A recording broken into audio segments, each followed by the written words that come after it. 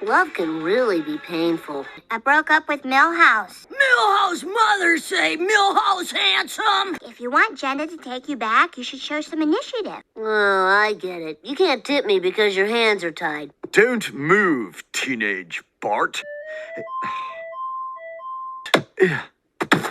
How can I reward you? I know. I'll send you to Yale with the Monty Burns Scholarship. The ladies love an Ivy Leaguer. They do? Listen, Lisa, I gotta tell you something.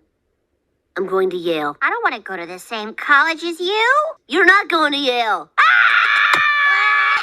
You wrecked my life! You're gonna wreck my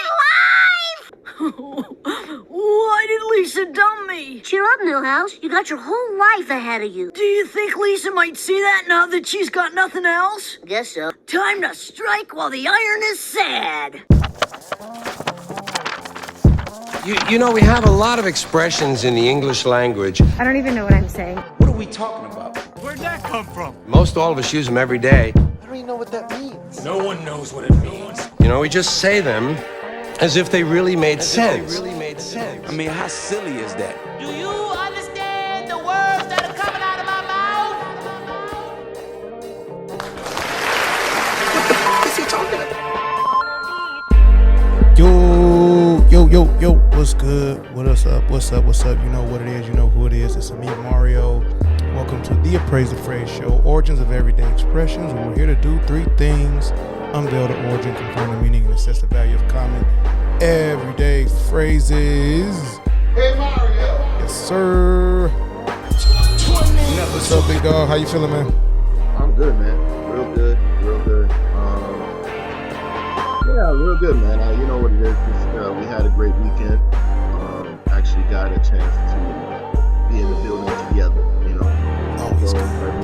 Things, yeah, back to it now. I'm good, man. I'm good. Got that toga in my cup. That toga. Trying to get rid of these bottles. Listen, I almost took like through but I was like, nah, that glass they won't let me on that train. You know they weren't gonna let you through that TS. Not that glass, but boy. Not with that glass, man. But no, I'm good. Otherwise, man, I think I'm ready for the shift. I mean, I don't know if y'all get it for real, but out there in Miami, but ready for the shift of understanding when it's not going to be 80 plus degrees. I think I am ready. Oh yeah. No, we don't get that playboy. Yeah. That thing that hawk comes silent in the night. The hawk down here comes silent in the night, bro. You mess around, think it's 90 degrees outside, and all of a sudden it's 62, which is not that bad. Yeah, that's gonna be the high. That's gonna be the high pretty soon here on this side of the earth. See, that's what I'm saying, brother. You know, it ain't that bad, but when it's dropping from like a 30 degree drop, you can feel. Yeah, no, that's real. Like you can a 30 degree drop in one day. You can feel. You can feel. Yeah, you can feel that. Yeah, you can feel that. A $30 drop in one day. Oh, you can feel. All right, man, let's get to it, dog. You know I was about to digress. Thank you for taking control of the conversation. You know I was about to digress. Grab the wheel. Damn, you know you feel that $30 drop, boy. Bro, hey. Mainly, I'm willing to digress a little bit more. Mainly in the areas where, because like some people, it's gonna say $30 ain't a lot, but what I'm saying is, in the areas where it ain't supposed to be nowhere near a $30 spend. That 30 is crazy, nigga. Like, you going through the drive-thru, you get 2 meals, and it hit 28, 22. And you're like, where am I? Is this McDonald's looks? What's that? What they put on the back of when they want to charge you a little extra? That LUXC? That looks. The fuck is that? Oh, you got that McDonald's looks, huh? Okay, you got that Burger King look. You feel me? I feel that. Bacon. Yeah. That's a 30 after that Applewood bacon on it. And it better be crispy. And it better not be from this morning. And it better not be one broken strip into 4 pieces. Oh, I need that whole strip. I need hanging out the buns. Yeah, like for those that need it. Here we go. Let's get back. Pull the wheel back in, man. We are here, man. The season flying by, dog. The season is flying by.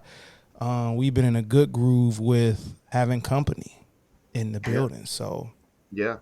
that We always start off saying we don't need company. Then when the company comes, it's always a great time. it's always a great time. It's like, man, all right, let's throw another dinner party. Yeah. Yeah. Let's throw another. So today, there's a dinner party. We got guests, man. So let's get into it. This was, I say family, and I mean it when I say it with the other guests.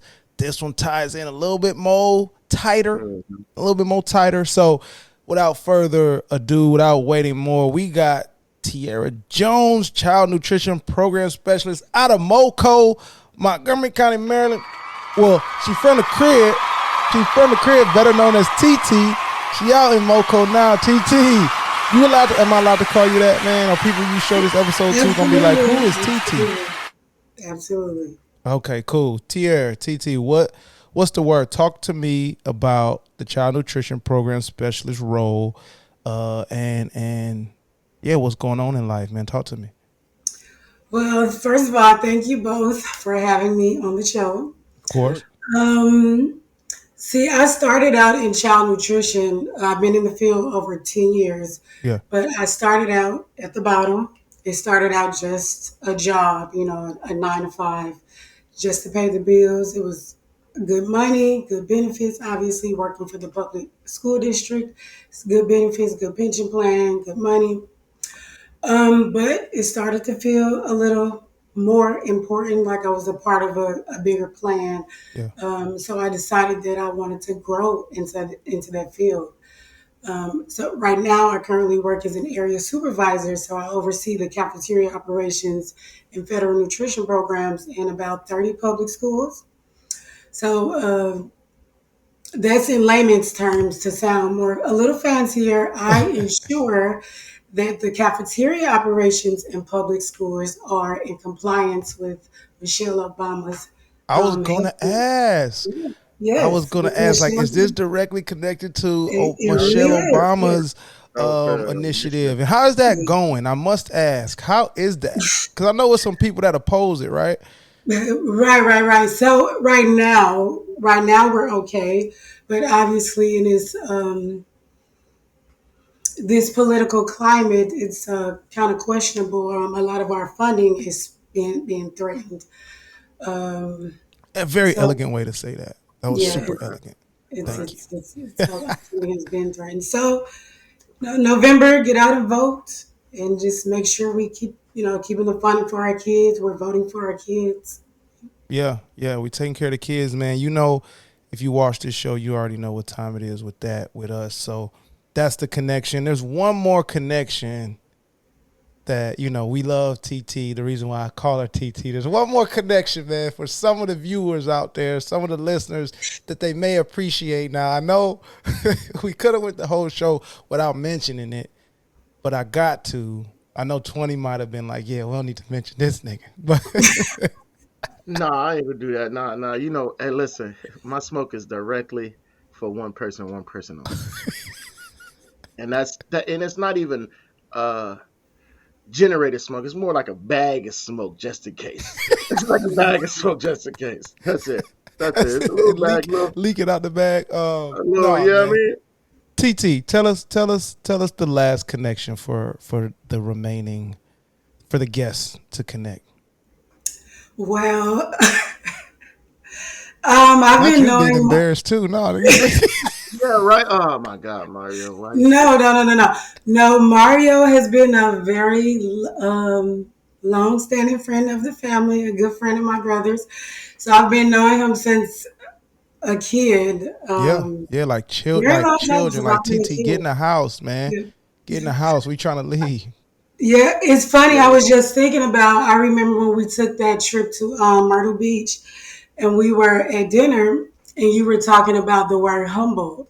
And he's like, I don't understand why people say we need to humble ourselves. Why do I need to make myself less? And so this oh my God. Like, just to see, the brand is strong. Plan out, Yes, I don't even remember. Wow. I do remember now that you mentioned it.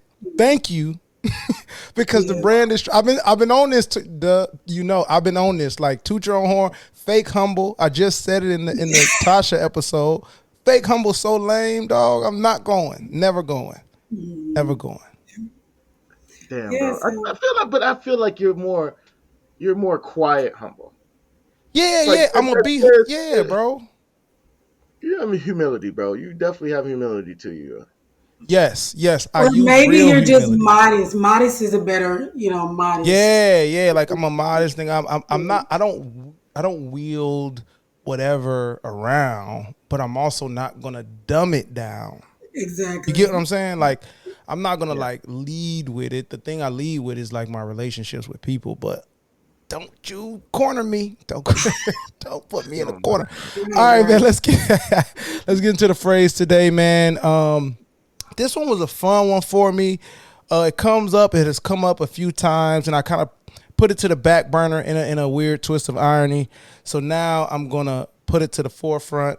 Now I'm gonna do it. It's time. So let's unveil the origin, confirm the meaning, and assess the value of strike while the iron's hot. And in 8 parts, I'll explain that phrase. Yeah. 20. What's up? What you think about it? What's your thoughts, connections? No, I definitely heard it. I feel like I said it too as well. I'm gonna just go off for a limb and say, when everything is going a certain direction, you want to take advantage of how everything is moving.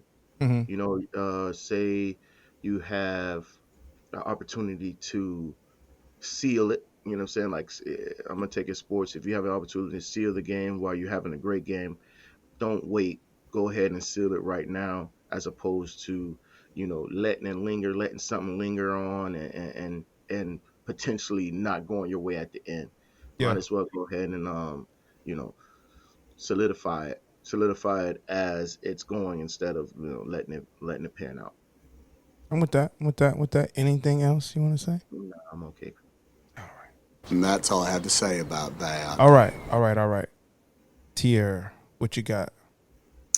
Yeah, a little bit. I agree with what 20 said. It seems like something like seizing the moment, or like pulling the trigger when you have the momentum, like go ahead and pulling the trigger and not waiting before the events start to turn or things start to turn around. So essentially like just seizing the moment. Yeah. Do you use it at all? I don't think I've ever used it, but when you just said it, I used it in my head. I use it in my head, yeah. That might have to go towards the power grade. Okay. And that's all I have to say about all right, that. for me, I definitely act this out with more than I say it, but it's like around. Like it's around. Like I said, I put it to the back burner because like, oh yeah, that's one people say, or I've heard or I've read a lot. And I fuck with it because I do it, or I try to act on this or try to implement what I think it is, which is what y'all are saying, like momentum, like letting momentum carry you to a finish or to taking advantage of momentum. So I'm all about that. Like I'm all about taking advantage of an opportunity or a moment, and especially if I got favor on my side at the time. Now I'm for this all the time, but especially when I got momentum on my side. So that's where I'm at with it. And that's all I have to say about that. All right, for us. All right, let's get into the dictionary definitions. We got Merriam, Webster, they're back, and they define strike while the iron's hot is to do something immediately while there is still a good chance to do it. Okay, then we got the homies at Cambridge Dictionary that say it is to take advantage of an opportunity as soon as it exists in case the opportunity goes away and does not return. A little more color. And then our folks at Oxford Dictionary say it's defined to make use of an opportunity immediately. So going in reverse order, TT, where you at with it? Which one you connect with more? Is there one you connect with more? Anything stand out for you between the three? Yes, I'm going to go with Cambridge definition because it talks about taking advantage of an opportunity before the events start to turn, because and you might not get that momentum again. And I feel like it directly kind of relates to exactly what the saying is saying, strike while the iron is hot. Because when it cools down, the iron cools down. You can't take advantage of it anymore. So I Can't go go with back. Cambridge's definition. Yeah, I'm gonna have to tally like the Cambridge count over this season because I think we getting people on Cambridge side and away from that Merriam Webster side, which is our underlying propaganda. 20. How about you? Which one was the last one? Was it dictionary or Oxford. Oxford? I think Oxford kind of like the words were really striking. Actually, no pun intended. I feel like it was straight to the point. There wasn't too much fluff around it. You know what I mean? Like it was like, all right, yeah, no, take advantage of the opportunity right now. Yeah, That's all. That is all. Yeah. You know what I'm saying? Like that is all. Just take advantage right now. And I feel like when people are usually saying it, it's that assertive. It's that like quick. It's that like the movement is very short right now, bro. Like you want the definition to be as striking as the phrase. Exactly. And I think that's the most striking one when it comes to the phrase. But Cambridge, I would say Cambridge, if I wasn't looking at it as to be the aggressor, then Cambridge definitely would be. But I feel like it's an aggressive, it's more of an aggressive phrase. So, I feel like, both. But it's hard to go against Cambridge because they add so much detail that's important. Exactly. Yeah. Exactly. And it's like you thought of it's instead of reacting, Cambridge gives you it's more of an action. Yeah. And you know what I'm saying? It's more of an action with the Cambridge. So that's why I say the other one's more like a reaction to the point where no time to think right now. Iron is hot. Yeah. Okay. Let me do this then. Since y'all took it there, let me do this. I'm gonna cut down Merriam-Webster's by saying like while there is still a good chance to do it, it just seems it is the weakest to me. Like it's weak. Yeah. It's like watered down and weak to say. The thing that I like about Cambridge is the use of as soon as it exists. Right. So, like I think immediately means almost that too. But I think the slight difference is like immediately could be as soon as you recognize it, whereas as soon as it exists is even faster. It's like as soon as the opportunity arises, as soon as the opportunity even is there, take away from it. Take advantage of it. So I still will go Cambridge, but Oxford is right there where it's like, here's the definition, plain and simple, and without adding a lot to it. So I'm with y'all there. Let's see if the history will support any of this stuff. Let's go. Where'd that come from? All right, so like let's ground it with strike while the iron is hot is a literal reference to the art of blacksmithing. So when a blacksmith works iron, he heats it to make it malleable, then places it on an anvil and hammers it. We've seen it. I don't know if you watched. Did y'all watch Blue Eye Samurai on Netflix? Yeah. Yeah. Watch Blue Eye. They was even Iron Man when he made us. Oh yeah. I guess that's a little more across the board. Yeah, I got you. Yeah, the Iron Man. Yeah, like the words in it, man. I guess we can use Iron Man. I guess we'll use Iron Man for strike while the iron is hot. Yeah, that better. And then iron only stays hot enough to work for a limited amount of time. So a blacksmith must strike while the iron is hot to succeed in molding it into whatever they want it to be. Now, the first time or the earliest it was used in figurative speech, so outside of blacksmithing, was the 16th century, 1566, in Richard Edwards' The Excellent Comedy of the Two Most Faithfullest Friends, Damon and Pithias. And the quote was in that story, "I have plied the harvest and stroke when the iron was hot." That was it. And it was from a different character. It wasn't from Damon and Pithias, but that story is a Greek legend, and it illustrates the Pythagorean ideal of friendship. So if you throw Pythagorean on front of something, that means it's the most legit version of that. Mm-hmm. That's what we're supposed to believe. So it's the Pythagorean ideal of friendship with Pithias, where he's accused of and charged with plotting against the tyrannical Dionysius the first of Syracuse. not New York. And Pithias is sentenced to death, but he requests to first be allowed to settle his affairs. Like, let me just get my life together before you kill me. Just let me make sure my people got what they need, my cows or whatever Greek affairs are at the time, ancient Greek affairs. Now, Dionysius agreed to this on the condition that Pithias' best friend Damon be held hostage, and if Pithias didn't return, Damon dies. Damon gets killed in his place. So Pithias was like, all right, I'll make that bet. I'll do it. And he did all the stuff that he needed to do. And then he came back. And Dionysius was amazed that a person would do this. He was amazed by the love and the trust in their friendship, that they both agreed. And he was like, you know what? Both of y'all can go. The truest of friendship. And they were like, oh, ain't he the nicest? Ain't he? That was a bad dad. That was actually. That was pretty bad. Never took it. Ain't he the nicest? Ain't he the nicest? Oh, ain't that? He's the nicest, man. He's the nicest person ever. The first. Yeah. I'm sorry, guys. No, that was good. Hey, listen. It's been a long weekend. Listen. That's what they call that's a highbrow joke, brother. That's highbrow. Listen, I try to throw them in there just to see if y'all listening. But if you're not, we can keep going. We can keep moving. Listen, Bill Murray will be proud. Thank you so much. You don't know how much that means to me. Hey, you man. Don't know how much.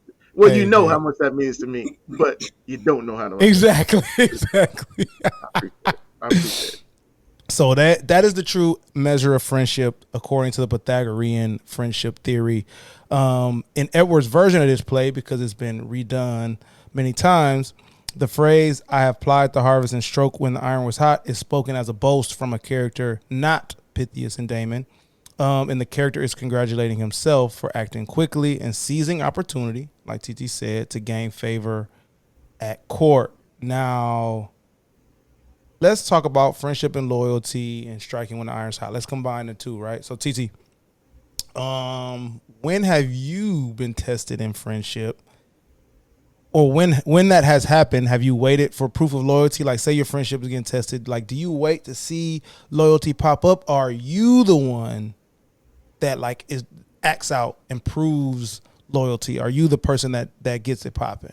And you got a story, like if you got anything that shows your work, share. That's a really good question.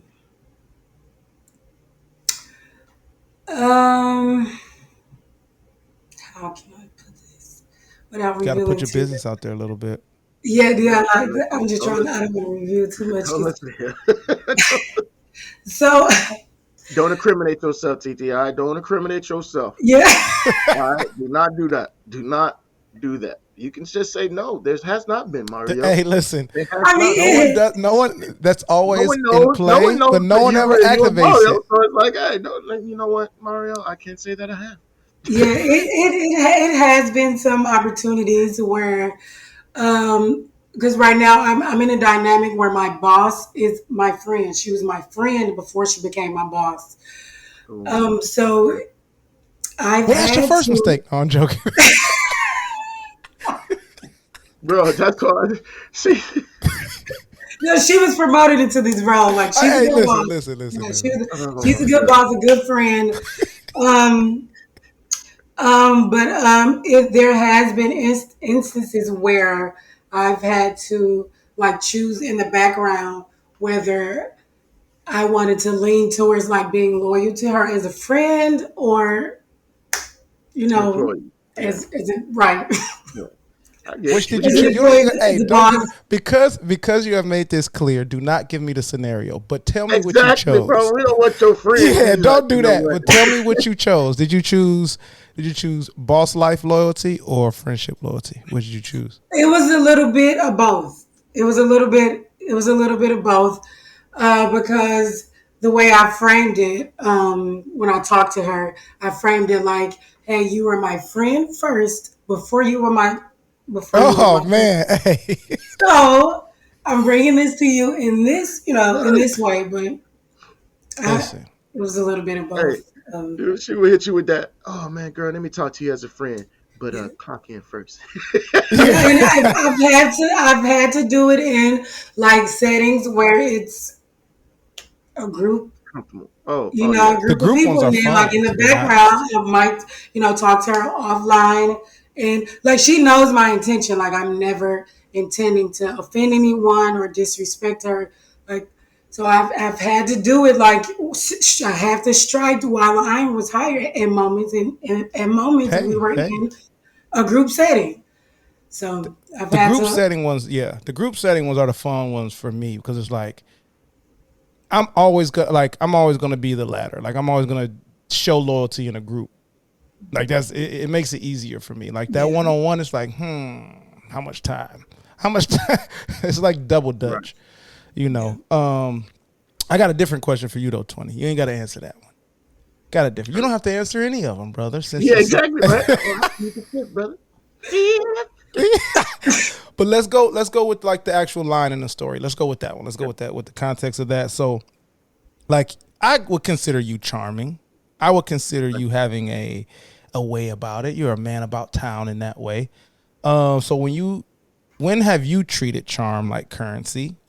Spending it fast to buy approval before the market changed, in a sense. Like, so a time where you worked the room or flattered your way to get ahead, and like before you knew like this moment might never come back. Like, where have you used your gift of gab in that way, man? Man,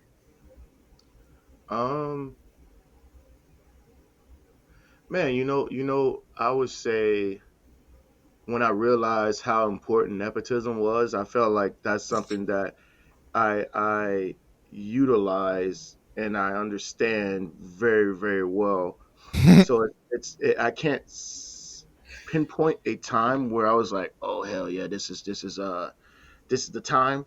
But it was something that clicked in me when I realized, like, bro, it doesn't matter what you know, is who you know. And when that hits, man, like it changes your whole perspective. It's like, okay, now I got to break the ice. Now I have to get somebody to just laugh one time. You know what I'm saying? Or looking for signs of comfort or things like that. Like I start to notice those things a little bit more, so I'm able to like, I guess get more of a conversation out of them.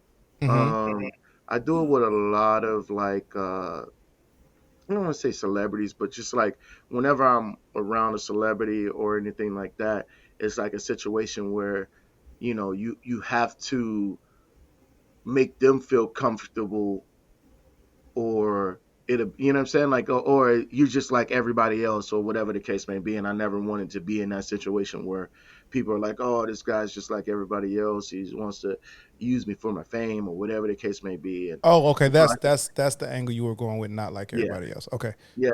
And it's one of those situations where so many people that are going that angle, like, oh, celebrity, da da da da, when, you know, knowingly, if I'm able to show that difference, then it will be a different kind of like outcome and different kind of interaction.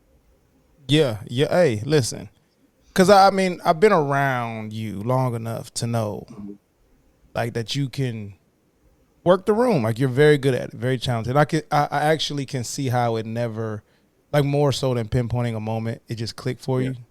Yeah. You know what? I would say this. Okay. Do you use it to get ahead? I'll pinpoint a moment for you, bro. Remember when we went to San Francisco? Yes, that's one of my staple storytelling moments, dog. Dude, You don't toot your horn on that one too often. Nah, I don't like that. I don't. I really don't. That's that's not my phrase. That's your phrase, Playboy.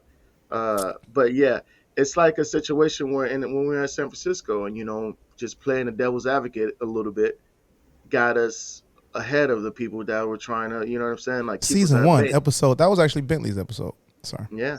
Devil's Yeah. advocate. We it helped us get a little bit more ahead at that moment It did. than people were trying to kind of put us. So yeah, I would say that probably was probably the I would say the first moment in front of you where I kind of like showed that, hey, look, I can do this. Like it's all about sitting back and watching people and how they react and da da da da, and showing you kind of like the science of, you know, getting people comfortable around you and getting people to feel like themselves around you, and you know, going about it without just using money, but actually using conversation. Charm, man. Charming feller you are. Glad to have you. Need more like you. But is it charm if you're using it knowingly?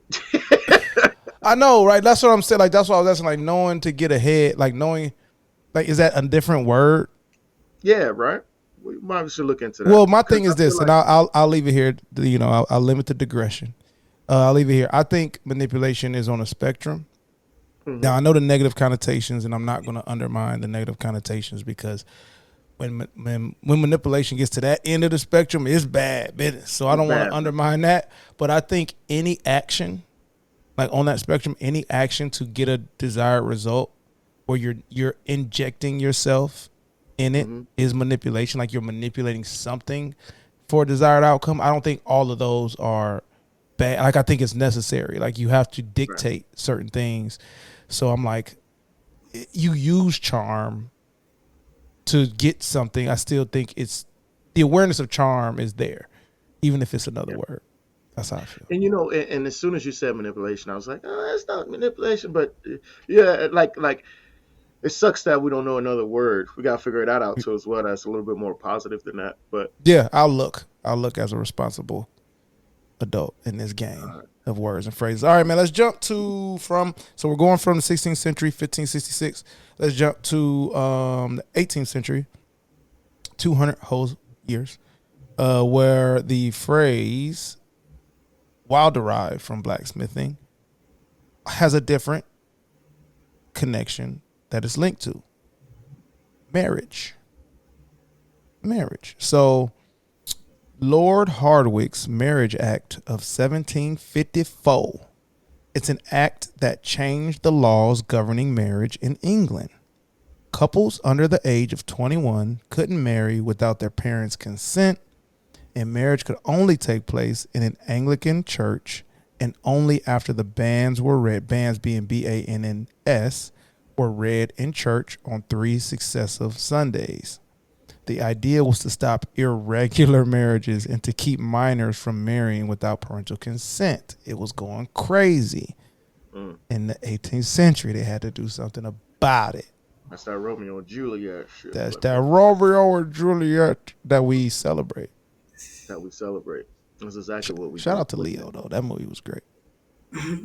Out to not only Leo, bro. John Leguizamo was actually really good in that movie, dude. And Buddy from Oz and Mauricio, I think his name. Yeah, whatever. And the guns were great. The guns were crazy. So, with that said, in England, next door, a couple could legally marry by simply declaring their intention in front of 2 witnesses and swearing that they were both over the age of 16 and free to marry. You could just tell them, like, hey, I'm 16. It's all good over in Scotland. So that's because of, That's what happened? The fact that you said, yo, I'm 16 and it's all good. It's all good, dog. Like, hey, man. All you had to do is have 2 people to say, yeah, they look about 6, like, could be in there, like. That's all good, didn't you?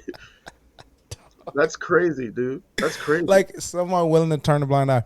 And so, because of this, Gretna Green, the city in Scotland, or whatever it is, village, just 1 mile inside the Scottish border on the main road from London, so it made it easy access, soon became the preferred stop for those who found the English laws inconvenient. What is this marriage act about? So Gretna Green's blacksmith, because every town had a blacksmith. Every town had a blacksmith. Joseph Paisley, like, he was so good at this that he's named in history. Joseph Paisley established himself as the first of the so-called Anvil priests. And eloping couples often arrived in the village with the bride's angry father in hot pursuit. So Paisley was renowned for his speed in performing the service. And his motto was strike while the iron's hot. That's so funny, dude. I would never. You know what crazy thing about that? That's not why I would have put both of those together. Yeah. You get what I'm saying? Like I was. Where would you have went? I'm just curious. Where would you have went? Oh man, madly in love, honeymoon. Yes. Do it now because you're in love. Like it's like, okay, nah, that's me. That's the one. Okay, that's how you feel. All right, let's go ahead and do this right now. Yeah, strike out eyes hot while you love them. Like not why. Oh yo, her old boy is. I heard her old boy. Hurry up. We are actually 11. We are actually. Well, one of us is 11. Yeah. Sorry. Shut up, bro. So, because it wasn't the 11-year-old boys running down to Scotland, bro. Stop, bro. Okay. Wow. Yeah, I know. You see how he threw that in there? Did you see how he threw that in there? You see how he threw that in there? It's our responsibility to tell the truth. So it is our responsibility to timestamp these, and that's exactly what was going on back then. That's exactly. Hey, listen, it wasn't the fellas that was like, I'm 11 and I'm ready. It wasn't. It was not the fellas. It was not the fellas. Just saying. Just saying. I'm ready. It was. So that was his motto. Huh? Ain't this your third marriage? Mark, ain't this your third marriage? Hey man, don't even worry about that. Don't even worry about that. Don't even worry about how many marriages I got, Playboy, all right? Hey, Brad. Don't even worry about that. Hey, the hot is still red now. Come on now. The eye's red now, man. Oh, and so that was his motto. And so he boasted that he could join two people in matrimony as firmly as he welded two pieces of iron together. Like that was his little. If it was commercials back then, he would have had the best one going, right? Yeah, he would have had the one. He would have had that progressive progressive numbers, yeah, right? Stop, bro. Paisley and Flo, dog. Joseph Paisley and Flo, same level of impact. So there was another turn of phrase that came from this actually, and it's called "getting married over the anvil," and that was like the 18th century equivalent to going to Vegas. Yeah, I figured that. Yeah, that's what it sounds like. Yeah. It sounds like eloping.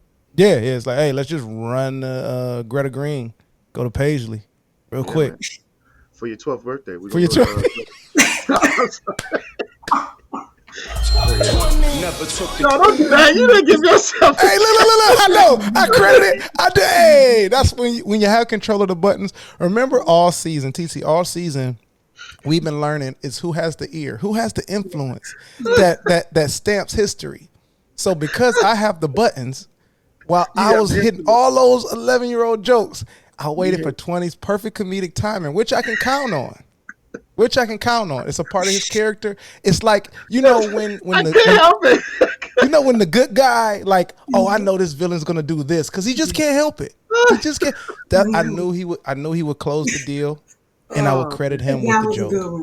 Oh my God, that was true Pythagorean friendship on display. That's exactly what that is. The nicest. Mario the nicest. Instead of Darnell. It's Mario the nicest. The first. I'll give you that. Hey, Mario. All right, man, y'all. Hey, starting with 20, man, and TT, think about it. And if you got something, jump in front of them. Reflect on the time where you broke a rule similar to breaking this Marriage Act of 1754, when you broke a rule and defied expectations for something or someone you believed in, and what made that path, the forbidden path, feel like it was worth the risk. The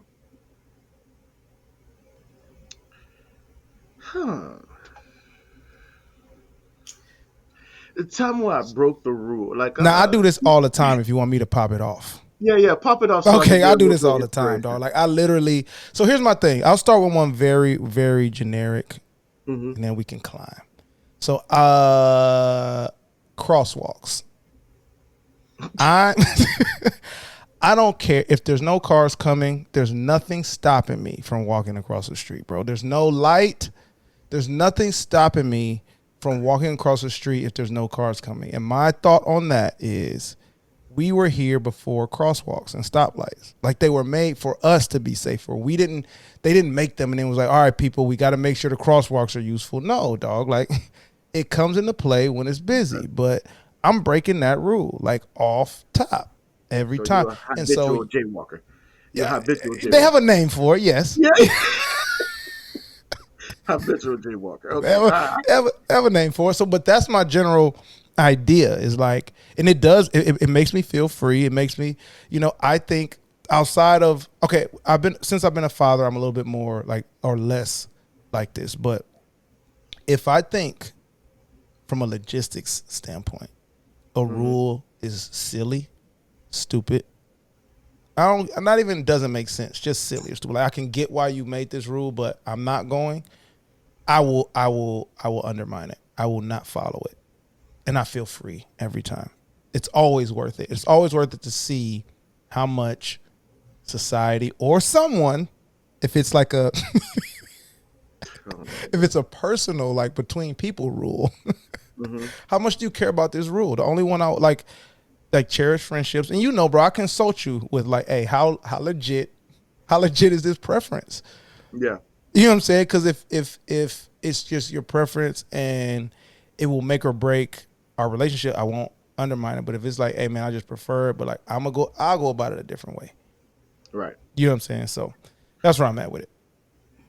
Okay. I think we definitely been in situations where you've shown me that, and I like, I don't know. I don't think I've paid attention to it till now, only because I let people live. You do let live. Like I let people live, but I never really even looked at it like that. Yeah, no, yeah, you're right, brother. You're right. We just did it. We just did it. Yeah, you're right. Just did it. You're so right, dude. You are so right.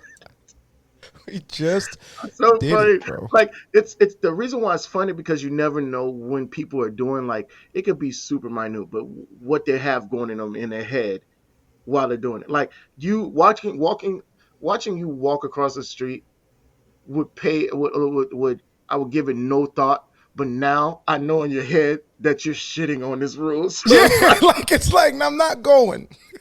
I'm not going. Oh, I'm not going. TT, you got one, man?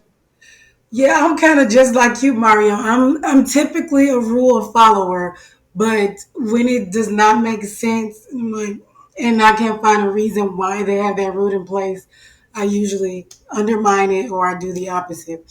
But what I can You do this with your bosses at all? Yes, I do that a lot.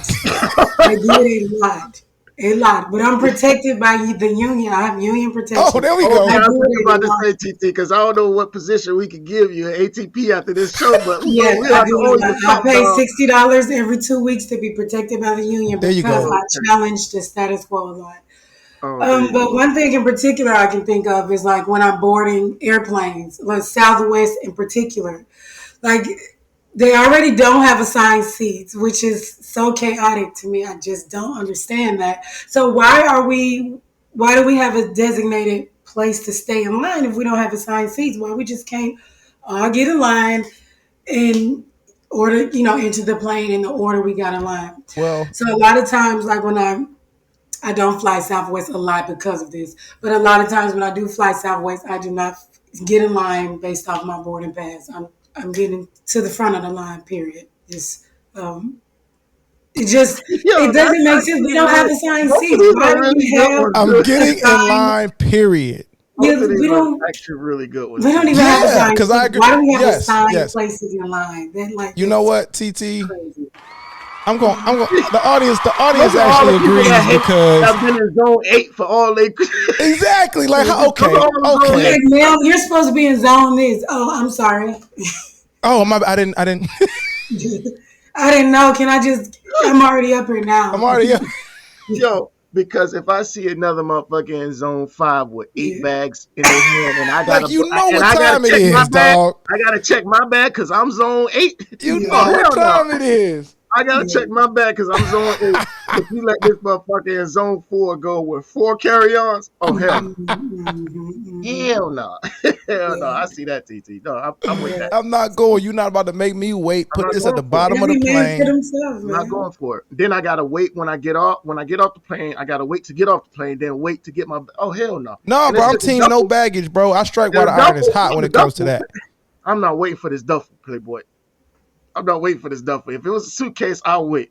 But not no duffel. Not no duffel. Not no duffel. Hey, listen. That's why I don't taking it back. That's why I don't do the suitcase. That's why I'm waiting. I'm waiting to mature into a rolling bag, nigga. But I'm not doing it because I know how it go, and I wanna drive on this because we only got one more fact left. I want to drive on this to say, like, the airport is the perfect place for me to balance both of my like, I will follow the rules and I will break the rules. It's the perfect place for it because there's some of that shit where I'm like, I can't be on the no-fly list. I refuse to be on the no-fly list, so I will act accordingly. I will act accordingly. Other times, I'm like, hey, man. You're going to have to catch me. You're going to have to catch Which is a great flying movie, but you're going to have to catch me if you can, Playboy. Can I, bro? That was excellent. Now I got to ask you for the rest of the season. Can I stamp you? Yeah. We talked about Leo earlier, so we come back to Leo. Yeah. No, like, y'all need to, let me take a PSA.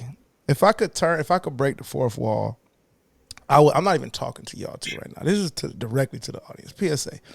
What 20 just did, we do all the time. Like, I'm almost having a moment where it's like, did you hear the bars? Like, I'm having a moment in recording where I'm like, are y'all paying attention to how weaving and woven and perfectly blended this show is? Are y'all not listening to the mastery? Because he referenced a callback of Leo using Catch Me If You Can during an airport conversation that came from a conversation where I said to TT, do you talk like that to your boss, which she brought up? And it's just good ass potting on here, dog. I'm sorry. Okay, let me.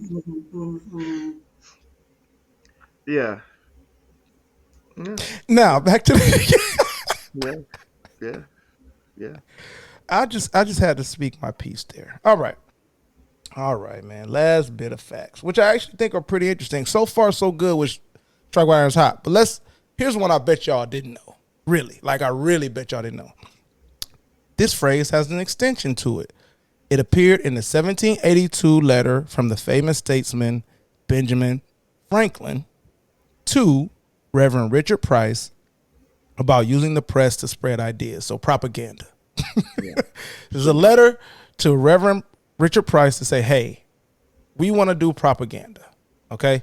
The letter was included in the memoirs of the life of Reverend Richard Price. So he was like, he took it to his deathbed, apparently. He didn't help the people, Reverend. He's like, hey, I got to tell people that we helped propaganda spread.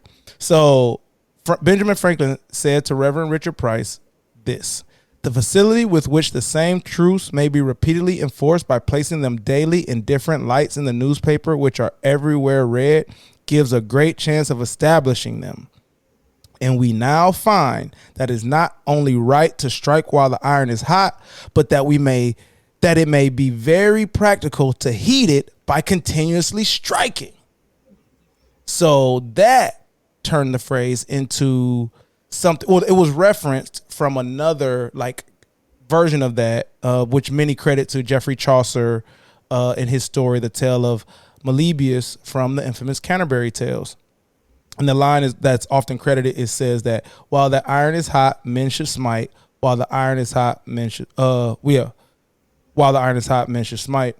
And so there's a confusion that like this came from another guy that we got to mention. But let me back up real quick. So basically what Benjamin Franklin was saying is that strike while the iron's hot, or strike it until it's hot. Like, make the iron hot by staying on top of it, right? Okay. So I actually rock with that idea. Benjamin Franklin, not so much.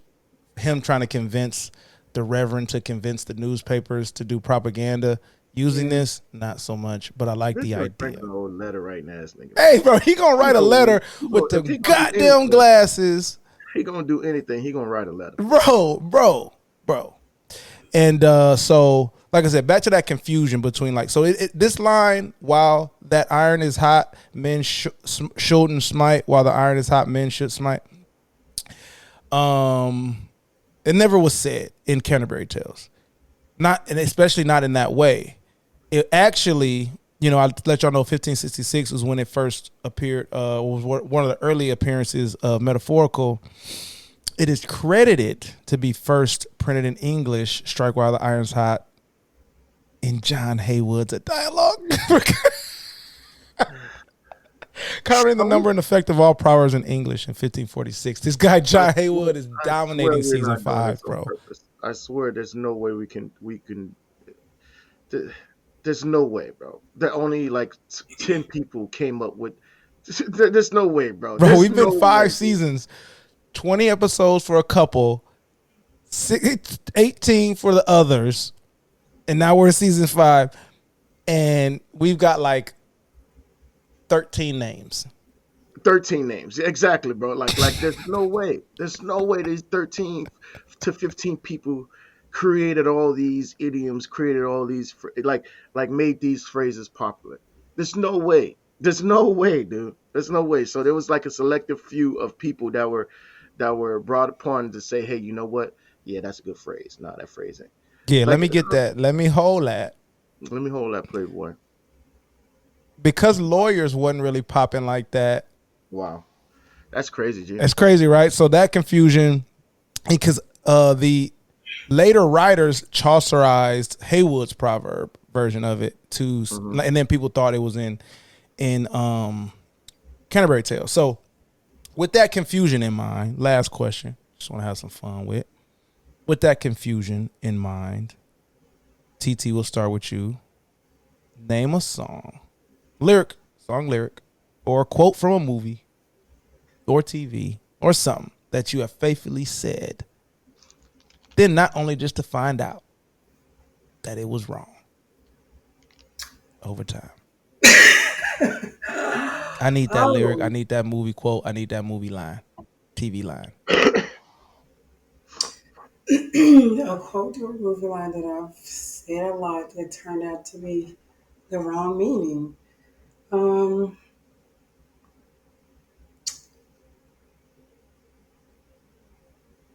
It's there. It's there. Oh, I got one. 20. You got one? Yeah, it's there. Yeah. Yes. Don't be embarrassed. Yeah. Don't be embarrassed. Yes, I have one. I have two actually. Cool. I have one that I feel like everybody thought. I have one that I got 3. I got one that me and you personally have. I have one that me and you personally have. like our wink to each other. I have one that I feel like everybody thought it was, and I have one that my better half till this day.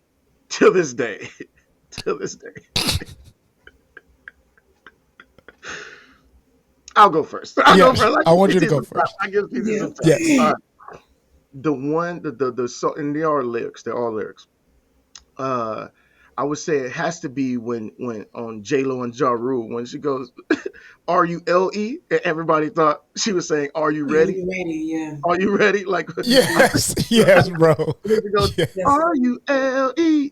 And it goes, and people thought it was, "Are you ready?" All right. Okay. Yeah. Yes. The one that we have is Nitty Step. Yes. This a nitty beat.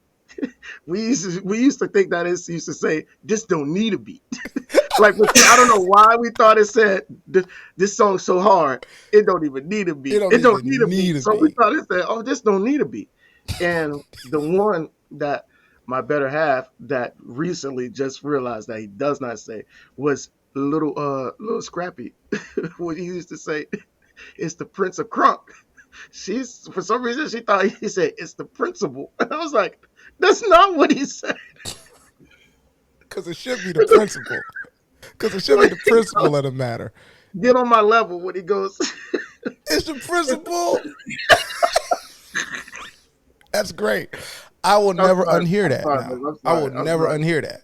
Oh no, trust me, bro. Like from now, like even me, sometimes when I listen to it, I'm like, I hear him say, "It's just the principal." I was like, wait, the principal.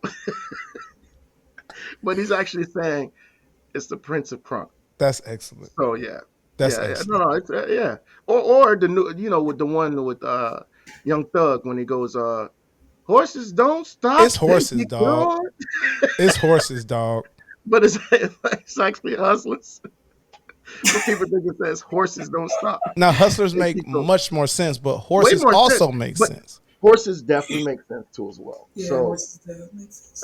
So yeah, I would say those are solid. Those are solid. Are y'all Are y'all settled on fine 2 or 5-2? Yeah, oh yeah, with Lloyd, right? Are y'all settled on that one? I think he switches it up. I think he switches it up. I think he says both. Yeah, I think he switches it up. So he says both. He said. Where you at, TT? What's up, man? I can't think of anything. I'm thinking of a movie like, I don't know, that I've probably seen as a kid and then seen as an adult, and oh yeah, that'd be the best part. And it's like, wow, I didn't know what that meant until now. I mean, it's so much. It's just I'm just drawing some blanks. No, you're right. You hit it on the head. It's some jokes that we were hearing when we was kids that we shouldn't have been hearing, and we were just laughing. Wait, did they say that? We were watching this? Yeah, exactly. Exactly. Hey man, I looked up a few. Let's play this game real quick before we grade it. Okay. Tarzan in the original Tarzan movie never says me Tarzan, you Jane. He's never said it. He's never said that. What does he say? Oh my God. Jane. And then Jane pointing at Tarzan and you Tarzan. That's it. So that's it. He just says the names. Okay. And then let me see. Oh, mirror, mirror on the wall. Who is the fairest of them all? Never was said. Wow. And Snow White? Really? Where did we get that from? Where did that even come from? The line was magic mirror on the wall. Who is the fairest one of all? Mirror, mirror was never. It wasn't two mirrors. Did it? They even made a movie called Mirror, Mirror, didn't it? Probably. Yeah, that was the adaptation of modern Snow White. Let's keep it. Yeah. I mean, I even think maybe the Disney Snow White says it. Mm-hmm. But maybe the original. I think he says it in Shrek too. Prince Farquaad, I think he said that in Shrek. I might be wrong. No, he was wrong. If he said it, he was wrong. Well, he was wrong. The writers were wrong too. That's crazy. Toto, I don't think we're in Kansas anymore. Yeah. No. Wait. It's much less fly what she actually says. She says, I don't think we're in Kansas, though, isn't it? She does. It's, I have a feeling we're not in Kansas anymore. Wow. Which is lame. Let's see. I'm going to fly through these. Apocalypse Now, the Empire. Oh, yeah. Luke. He never says, Luke, I'm your father. I remember that coming out. Yeah, I remember that. Never says it. He doesn't tell him he's your father? He does. He just says, no, I am your father. Never says the boy's name. Hates him too much. Okay. Oh, so I've said this wrong. You've heard me say this plenty of times. We can get out of here. Oh, there's two more. If you build it, they will come. I've been saying it lately. Yes, you have. Yes, I have. I've been saying it wrong. What did it say? He said, if you build it, he will come. So he must have been talking about one person. Mm-hmm. For real? Yeah, ain't that crazy? Yeah. All right, last but not least, this one gonna hit. Life is like a box of chocolates. You never know what you're gonna get. Is not what it says. Nah, fool. You know that's my shit. This one kind of I'm about to say that's weak because he says life is like a box of chocolate. You never know what you're gonna get. Yeah. Because that's true. This one weak. This is. It says "Mama always said" at the front. We know we separate. Okay, we know he said that. Come on, dog. And that's all I have to say about that. They trying to get my boy. They trying to get my boy. Don't let him get you. All right, man. Let's grade this thing. Let's grade it. All right, A through F scale, power, speed, impact. Y'all know how it go. I still got to say it for the first time listeners. Welcome. Shame on you for Tierre, just in case you didn't know. Speed, power is impact when it's said or heard. I think you had an example of that today. You said it in your head as soon as you heard it. So does it get its point across? 20 is going to take care of that, A through F. I'm going to do the speed. Is it smooth to say, eloquent, flow off the tongue? And then TT, you are going to give us the preference grade, which is all things considered, your personal use, your feelings, the history, all that. Bottle it up. Pluses and minuses count. 20. Hit us with the power, bro. Oh no, honestly, yeah, I gotta go with A minus on this one. I mean, the longevity of it is there. Um, yeah, no, and it still strikes right now too as well. I definitely give it an A minus, borderline A too. Only reason why the iron wedding just The iron wedding. I don't want to have no association with that part, bro. But Yeah, that's tough. That's tough. That's a tough middle ground, bro. That is very tough to know, like the extent of that part of the saying. You know what I'm saying? Like if that was actually a part of the saying, that's pretty tough. That's pretty tough to No, be it's, like. it's I mean, unless they're lying, it's on record. So yeah, I'm gonna have to get out of A minus. Yeah. Just because it would have honestly 1700s, and you say even far back to 1600, no? 16th century, 1500, yeah. Okay, so that's what I'm saying. Like, that's the longevity right there. It still goes strong. Like from on paper, excluding that, it's an A plus, bro. Yeah. Paper excluding that, it's an A plus, but it's just like that meaning or that association kind of means a little bit. So I got to give it an A minus. I'm with that, man. I'm with that. I'm gonna go speed, man. This is where I think the words that we use will make you think it's faster than what it is. Right.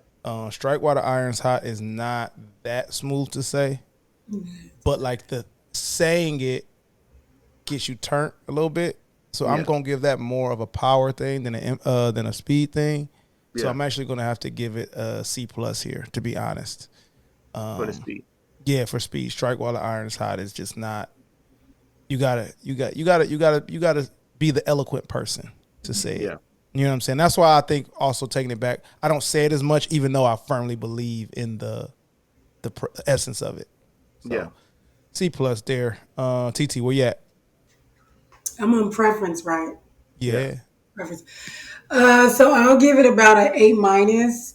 Because I actually agree with you. Like, I agree with like having it in my vocabulary. I agree with like the impact and saying and how it makes you feel.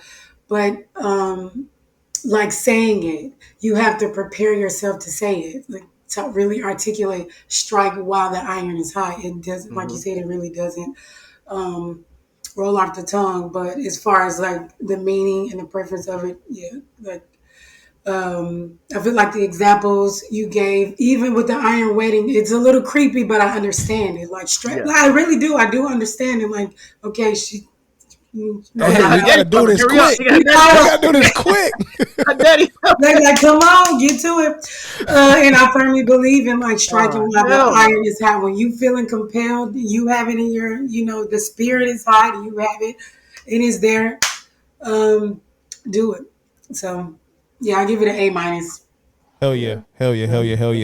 Word. All right, 2 more things to do, man. First is TT, tell us, is there anything, no pressure if not, is there anything we should look out for, how we can support with the children nutrition? I know in Maryland specifically, but if there are things we should look out for nationally as well.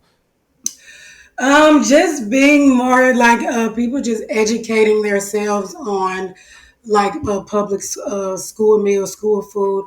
I know there's a lot of misconceptions about it. It's actually one of the most nutritious or healthiest meals a child can have. It's in any public school is usually the most regulated department in the school. It's mandated fruits and vegetables, whole grains, reduced sodium, trans fat, sugar, all of that. So just like getting away from the misconception that the school food is not good or is not good quality. And I'm just getting out to voice your opinions in, the elections in November, and just to make sure that these public schools can continue to receive that funding, because we do depend on that funding a lot. Because part of the Michelle Obama's initiative was to provide access to these meals free for kids that live in low-income areas or come from low-income households. So we do depend on that funding from the government. So yeah, it's just educating ourselves a little more, getting out to vote in November next month. So Hell yeah. Do your part, You ain't man. got no vouchers for my kids. Do you ain't got no vouchers, no lunch vouchers on you? no, I wish. Like, Hey, what the them kids, bro? What y'all eating? It's getting Boy, y'all tough. it's expensive, but I promise you, it's nutritious meals. Like Nah, I got it. it's Nah, very no, regulated. I'm Yeah, I'm all it's for it. very I'm totally behind it. You definitely got a couple allies here, man. As fathers, we know how important it is, and we know the struggle too as well for some of these parents as well, man. It's like it's a lot of kids out here that don't eat at home, you know, and Yeah. and all they do is when they at school, that's the only means of nutritious things. You know what I mean? Exactly. Yeah. Because outside of that, maybe their parents can't afford to get that whole grain. Maybe they can't Yeah. afford to get that 2% or that blue cap. You know what I'm Yeah. saying? So For it's sure. like these kids down. Nah, I'm with that. You know, like Mario said in the beginning, anybody that watch our show, they know one thing, two things for sure, that we for the kids, man. We for the Yeah. kids. For sure. For sure. All right, man. Last thing. Thank you, Tierre. Thank you, TT, for real. Let's hit the dictionary of misinformation. All right, TT. What we're gonna do here is want to ask you for a letter. We got this book called Dictionary of Misinformation. Great book. Just here to inform people and give people truth. That's it.